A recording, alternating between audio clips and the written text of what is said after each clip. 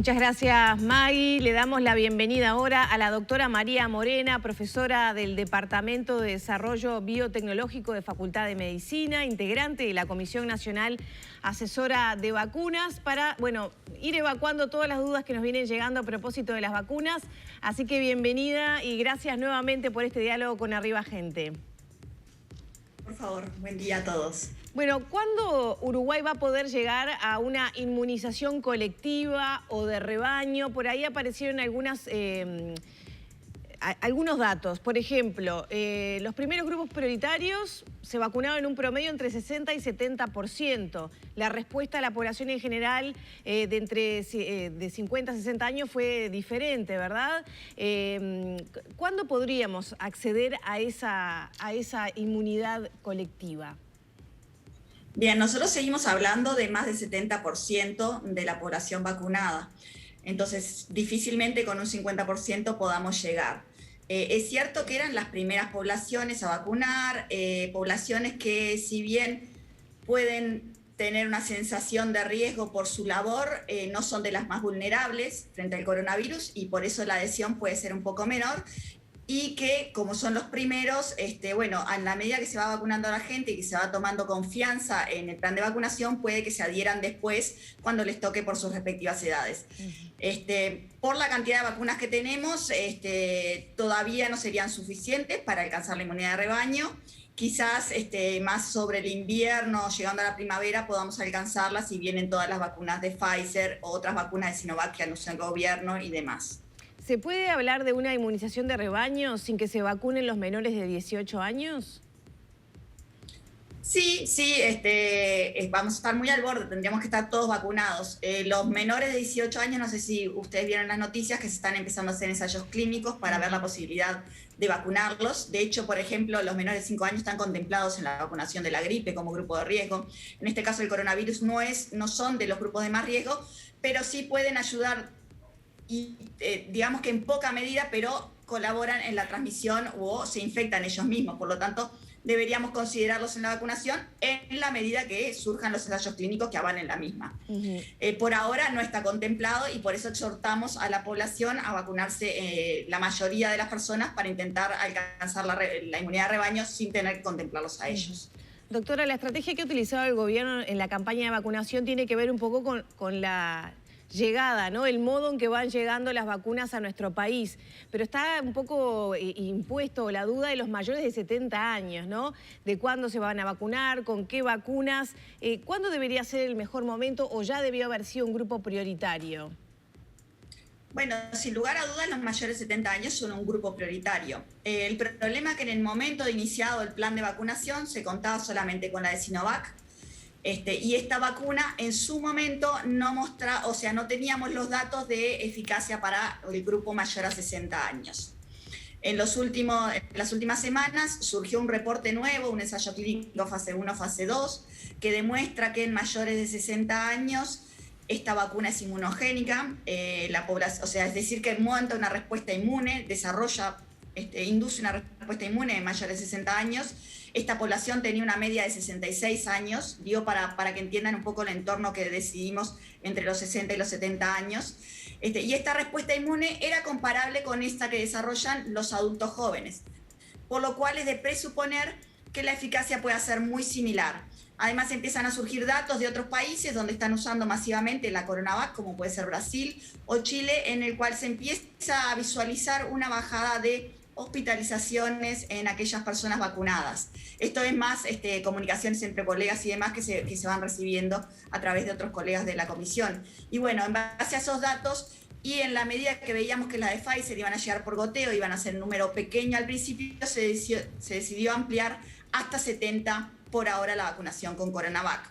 En el entendido que van llegando las de Pfizer a la brevedad, por semana, y que se va a poder contemplar la vacunación de los mayores de 70 con la de Pfizer, en la cual sabemos que la eficacia es muy alta. Bien, si tuvieran que vacunarse los mayores de 70 con Sinovac, no estamos hablando de una vacuna que pueda afectar su salud, sino que la efectividad es menor para esa franja etaria.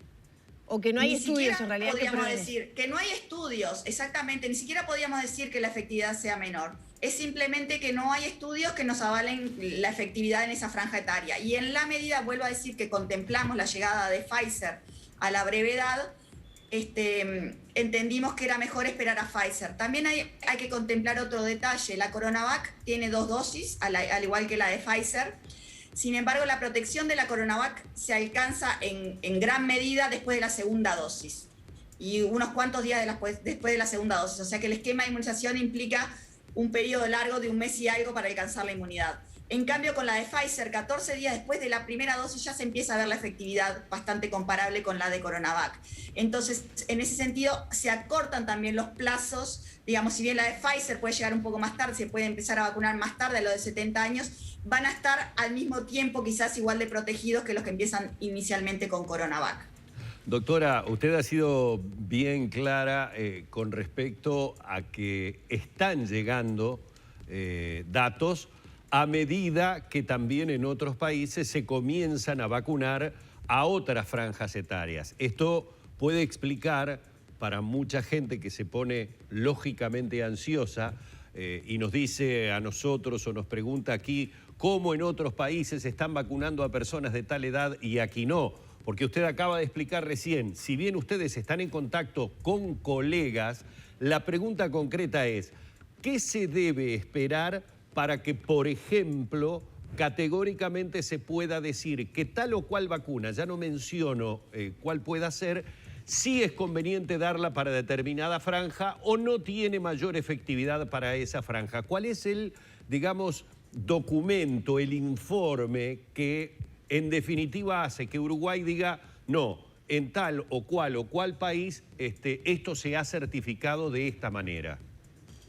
Bueno, nosotros intentamos avalarnos en publicaciones. Lo cierto es que las publicaciones han quedado un poco rezagadas y bueno, necesitan su tiempo para publicarse y por eso corremos a contrarreloj. A veces nos llegan mucho antes los datos más de colegas o conferencias de prensa o por la prensa mismo de las propias compañías, datos que avalan un poco la aplicación o no de estas vacunas en determinados contextos. En eso trabajamos en una delgada línea entre, bueno, tratar de realmente esperar a lo publicable y la ansiedad o la necesidad epidemiológica que se está despertando en el país por aplicar cuanto antes las vacunas. Y bueno, ahí es donde trabajamos nosotros tratando de contemplar ambas cosas y llegando a un sano equilibrio. Claro, pero uno de los temas que se imaginará usted, en este momento se lo cuento, se lo comento, está sucediendo cada vez que tratamos estos temas en Arriba Gente, es que tenemos una avalancha de preguntas, muchas de ellas de corte personal, pero le podría abarcar, por ejemplo, que tenemos pacientes cardíacos que preguntan si pueden tener algún tipo de contraindicación. Han tratado de hablar con su médico, lo han hecho y sus médicos cardiólogos le dicen que no tienen información. Yo le resumiría en cardíacos, en diabéticos, en un montón de gente mayor que se dializa, por ejemplo. Claro. ¿Hay algún caso en el que la recomendación sea no vacunarse? Porque, a ver, nosotros le decimos a la gente, consulte con su médico. Pero si la gente nos dice, pero mi médico me dice que no tiene información, porque claro, obviamente usted misma nos está reconociendo, son datos que están de alguna manera actualizándose en forma permanente. La pregunta más abarcatoria, me parece a mí, sería, más que los casos puntuales, ¿hay casos en los que no se recomiende, por ejemplo, la vacuna de CoronaVac? No, definitivamente no. La vacuna de CoronaVac es una vacuna a virus inactivado. Es una vacuna de una tecnología muy conocida que sabemos que presenta muy pocos efectos adversos mínimos y que ha sido muy segura en su aplicación a todo tipo de pacientes. Es una vacuna que se ha aplicado masivamente a todo tipo de pacientes, digamos, este tipo de tecnología. Es cierto que la CoronaVac no. Los ensayos clínicos fase 3 incluyeron en cierta medida algunas poblaciones con comorbilidades, en los cuales no se observó ninguna contraindicación, y ahora en la aplicación masiva de las vacunas se está aplicando y justamente se hace énfasis en esas poblaciones porque son más vulnerables en la aplicación de la vacuna y no se ha observado ningún efecto adverso ni ninguna contraindicación, todo lo contrario. El beneficio de la vacunación en esas personas que tienen comorbilidades, que por eso los hacen más susceptibles a la infección o a desarrollar una expresión mucho más severa del coronavirus, es sumamente recomendable la vacunación. En el único caso que podríamos considerar la vacunación como una contraindicación sería para la vacuna de Pfizer en aquellos alérgicos con reacciones alérgicas severas de tipo anafiláctico, volvemos a insistir, no la alergia común a alimentos, como una picadura y demás, sino reacciones del tipo anafiláctico, estas severas y graves en corto tiempo. Y bueno, ahí deberíamos contemplar realmente la necesidad de vacunar a esa persona y de tener que hacerlo en un lugar seguro y controlado durante 30 minutos por lo menos para ver que no sufra una reacción de este estilo y poder atenderlo en caso de que sufra una reacción de este estilo inmediatamente. Y después para la CoronaVac es cualquier reacción alérgica a algún tipo de este tipo de vacunas, digamos a vacunas inactivadas. Si alguno de ustedes se vacunó con vacunas inactivadas, que lo han hecho en su vida, y sufrió una reacción alérgica, lo recordarán, bueno, en ese caso se debería evaluar si realmente es necesario vacunar con CoronaVac, si el beneficio va a ser mayor que el riesgo. También hay dudas de, por ejemplo, en todos los casos de personas... se recomienda la vacunación, perdón. Bien, también hay dudas de algunos casos, por ejemplo, de personas con enfermedades autoinmunes o personas diabéticas. Nos están llegando, ¿no?, las dudas de los televidentes, si les conviene más vacunarse con una u otra vacuna. No, sin lugar a dudas, esas son personas que son muy vulnerables, están en la franja de riesgo, digamos, por su comorbilidad, o sea que la vacuna que les conviene es la primera que les llegue para estar cuanto antes protegidos. Bien, ¿y qué pasa? La primera que le toque a su franja. ¿Qué pasa con las embarazadas? Que en un momento se manejaba que no, después que sí, quizás sobre todo en el último trimestre de embarazo. Es decir, la pregunta es, ¿las embarazadas deberían vacunarse? ¿Conviene alguna vacuna más que otra? Bien, las embarazadas hay que contemplar, es uno de los casos que nos queda un poco más sujeto a cada una de las personas embarazadas, cada una de esas mujeres. En esos casos debería contemplarse, bueno, su embarazo cómo es, esa persona si tiene alguna comorbilidad que pueda hacer que la infección por coronavirus se exprese de una manera muy severa, entonces el beneficio de la vacunación claramente es mucho mayor, o si está muy expuesta, en cuyo caso también el beneficio de la vacunación es mucho mayor. Sobre todo con la de Sinovac, que sabemos que es una vacuna inactivada que se aplica en embarazadas, por ejemplo, la de la gripe o eso, son vacunas que se aplican en embarazadas sin ningún riesgo. Entonces, en ese sentido, se recomienda la vacunación si hay algún riesgo para la embarazada. Y para las madres amamantando también es recomendable la vacunación porque obviamente entre sus manos tienen un niño muy susceptible, sin un sistema inmune desarrollado. Y bueno, sin lugar a dudas proteger a los padres y protege al niño y bueno, y también la madre podría llegar a pasarle anticuerpos a través de la leche al niño, por lo cual es una recomendación la vacunación. Doctora, ¿qué pasa si me contagio de coronavirus luego de haberme aplicado la primera dosis de la vacuna? Bien, lo que se recomienda ahí, no pasa nada, o sea, no va a haber una exacerbación de la enfermedad, por lo pronto hasta ahora no está descrito ni mucho menos. Lo que va a pasar ahí es que la infección natural va a actuar de segundo booster, digamos, de potenciador de nuestra respuesta inmune. Aquella respuesta que se despertó con la primera dosis de la vacuna, la infección natural la potencia como si fuera una segunda dosis de la vacuna. Entonces, en ese entendido, esas personas no necesitan ser vacunadas con la segunda dosis y deben esperar 6 meses después de la infección, en el entendido que van a estar protegidas por esos 6 meses, por la infección natural, más todavía ellos tienen la primera inmunización. Entonces, recibir recién la segunda dosis a los 6 meses. Doctora, el 5 de abril, en lo que me es personal, al igual que muchos de la franja de entre 55 y 59, estaré recibiendo la segunda dosis de CoronaVac. De acuerdo a lo que he escuchado, tendré que esperar 14 días para conseguir esa inmunización que la CoronaVac me garantiza. Es decir, que por allá por el 19 de abril, en lo que me es personal, y esto lo comparto con algún compañero del canal que coincidentemente le va a pasar lo mismo que a mí, tendré esa inmunización. La pregunta concreta es, ¿sabemos hoy por cuánto tiempo me genera esa inmunización la CoronaVac? No, no lo sabemos todavía. Es de presuponer que por lo menos, como en las infecciones naturales, 6 meses estemos protegidos. habrá que ir estudiándolo y bueno, por suerte los ensayos clínicos van antes que nosotros, entonces ellos van a ir arrojando los datos antes de que llegue ese momento para saber si después va a haber que hacer un refuerzo de la vacunación, como se habla en estos términos. Y en ese caso también, pero no lo sabemos. Y en ese caso también tendría que ser con un sistema de 2 dosis.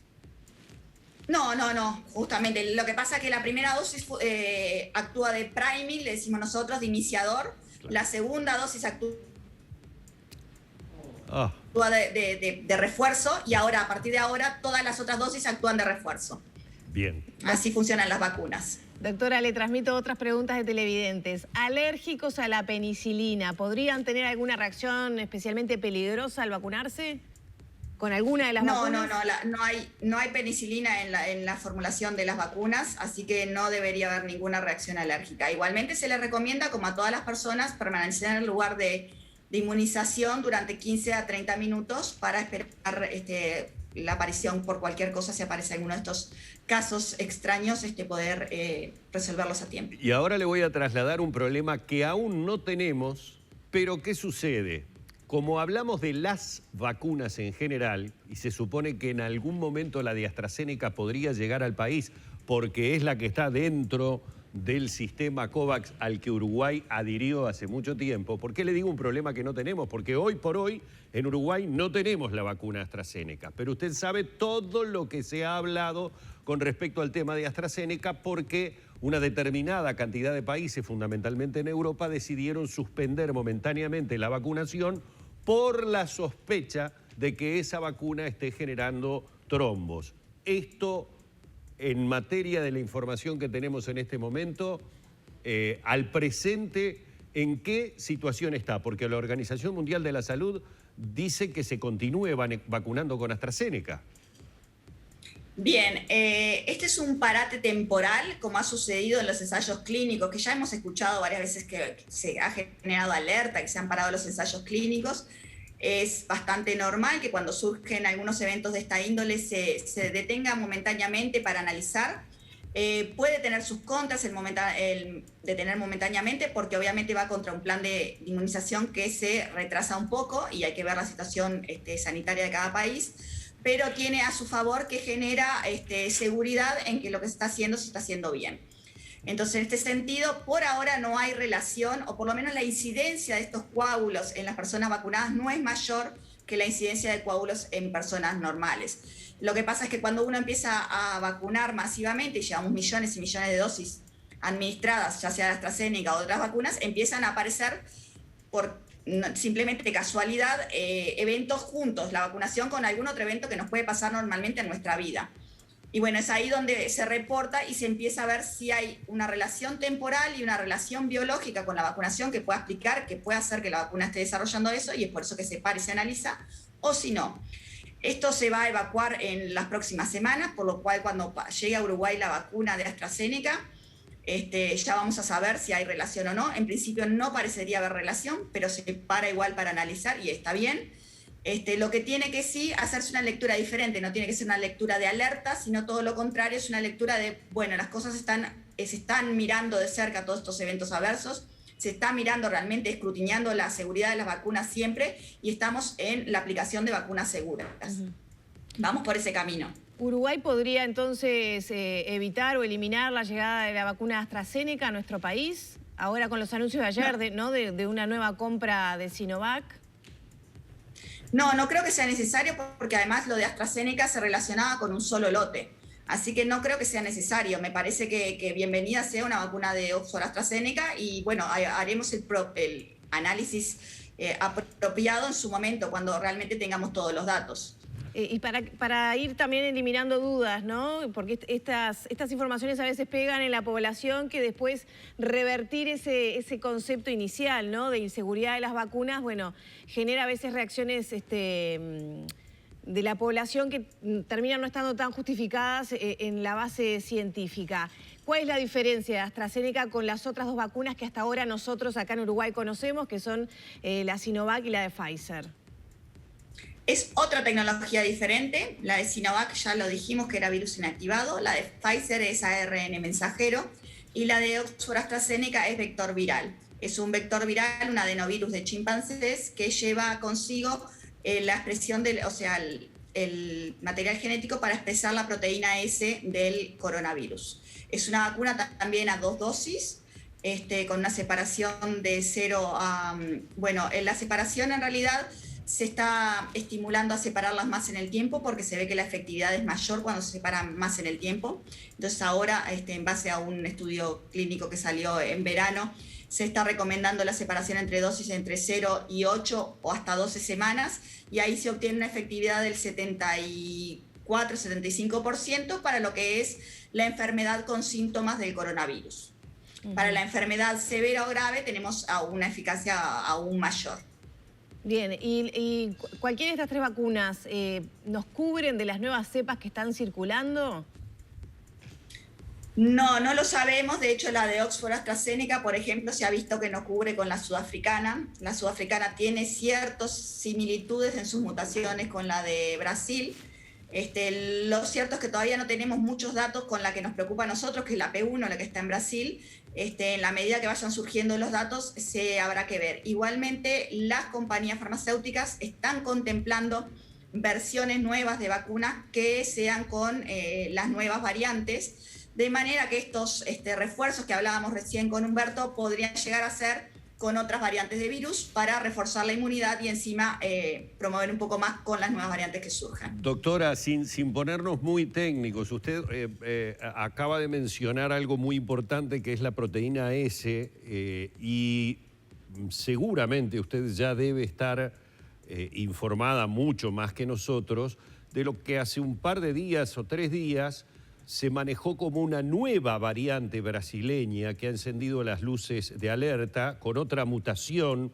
Aquí me dice E484K en su proteína S, que vendría a ser ya a esta altura creo que una tercera cepa brasileña, en resumen, para que la gente lo entienda, asociada a una mayor capacidad de transmisión. Lo que le voy a preguntar es lo siguiente: hay muchos expertos en el mundo que están hablando de que la situación en Brasil ha convertido a todo el país en una suerte de laboratorio viviente, digamos, caldo de cultivo ideal para las mutaciones del virus. ¿Empieza Brasil o ya es Brasil un problema mundial? Es decir, ya no solamente para las fronteras, y nosotros tenemos una frontera terrestre muy importante con Brasil, sino por lo que puede pasar en las mutaciones que el virus pueda llegar a tener. Sí, sin lugar a dudas que aquellos lugares donde el virus circula más libremente, y lo hemos visto en Reino Unido con la variante de Reino Unido en su momento, Sudáfrica con la nueva variante de Sudáfrica, ahora Brasil con las variantes de Brasil, son lugares cuando el virus circula mucho, se replica mucho, acumula mutaciones, es lo normal. Por eso insistimos en este momento en tratar de reducir la transmisión, tratar de llevar al máximo todas las medidas que estén en nuestras manos, para garantizar que el virus no se siga replicando y evitar esta entrada de nuevas variantes.